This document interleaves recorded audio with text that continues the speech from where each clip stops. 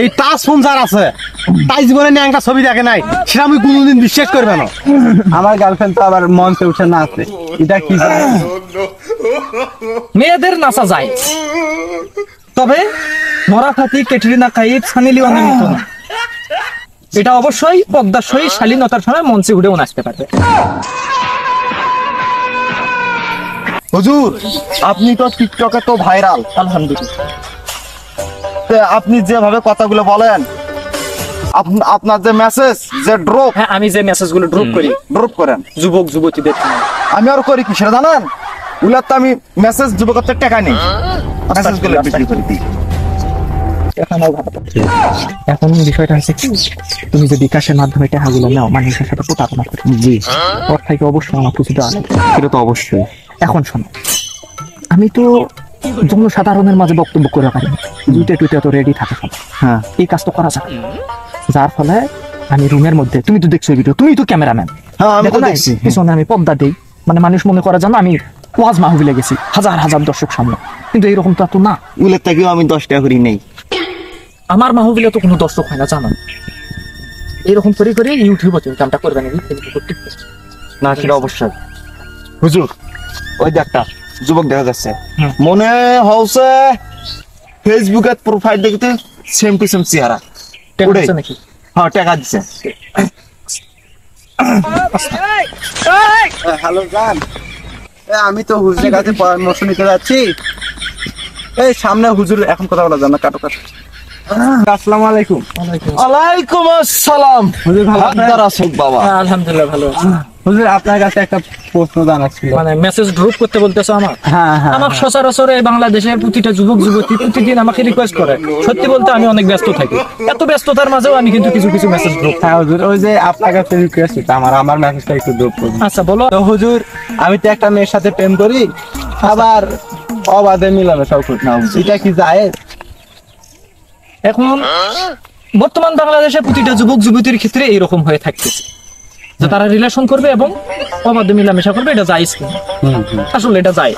কেননা তুমি যদি বিয়ের উদ্দেশ্যে সম্পর্ক করো তাহলে তো অবশ্যই অবাধ মিলামেশা করা দরকার আছে, কারণ মেয়ে এক্সামের দরকার আছে, মেয়ে আসলে তোমার সঙ্গে দ্বিতীয়বার বিয়ের সম্পর্কে চড়াবে নাকি এগুলো জানার জন্য অবশ্যই অবাধ মিলামেশা দরকার। তাছাড়া রিলেশন, আমিও একটা প্রেম করি, আমিও প্রেম করছি, সেই প্রেমে আমার মেয়েকে মানে ওই আমার গার্লফ্রেন্ডকে আমি গিফট দিছি। ওই গিফটে কিরকম, ইসলামী একটা বই গিফট দিছি, বইটা গিফট দেওয়ার পর মেয়েটা পড়ার পর আমার সঙ্গে ব্রেকআপ। তাহলে আমার প্রশ্নের উত্তর বুঝছো? হ্যাঁ অবশ্যই এটা যায়। হুজুর আর একটা প্রশ্ন আছে। কি প্রশ্ন? আমার গার্লফ্রেন্ড তো আবার মঞ্চে উঠে নাচে, এটা কি জায়েজ? মেয়েদের নাচা যায়, তবে নরা ফাতি, ক্যাটরিনা কাইফ, সানি লিওনের মতো না। এটা অবশ্যই পদ্মার সহিত শালীনতার সময় মঞ্চে উঠেও নাচতে পারবে। আর হয়তো কোনো প্রশ্ন নাই, কথা বললে আমার অ্যাসিস্ট্যান্টের সাথে কথা। তুই ভাই যে টাকা দিছিস, ওইলা টাকা দিয়ে তোর হয় না, অল্প সামান্য টাকা না বাড়াই দেশ, একবার হুজুরের কাছে সরাসরি যাবো। আচ্ছা ঠিক আছে, আর কোনো সমস্যা আচ্ছা ঠিক আছে ঠিক আছে। হুজুর কেউ বেন পায়খানা করছো পাড়া ভিতরে, না, খোলা জায়গায় পায়খানা করা যায়। ভাই দেখছেন তোর ভাই পায়খানা নাই, তুই আতারে পাতারে হাগিস, মাঝের কত কি রোগ জীবাণু ছড়ায়। উচ্চ স্বরে ছোট বাচ্চাদের সঙ্গে কথা কওয়া পাওয়া যায় না। কিসের ছোট বাচ্চা, পাড়া ফেরা থাকবি। আচ্ছা হোক, আপনি একটু শান্ত হন, তবে এটা মাথায় রাখেন আমি একটা আপনাকেও মেসেজ গ্রুপ করি, পাড়ার বৃহৎ পায়খানা করা যায়, নাহলে গ্রামের মানুষ পায়খানা বন্ধ করে। কি হয়েছে বাবা? আপনি তো মেসেজ ড্রপ করেন খুব খুব। হুজুর আমি তো পানিও আনি নাই, কুলু পানি নেই, আমার নামাজ পড়তেছে, নামাজ পড়া হবে।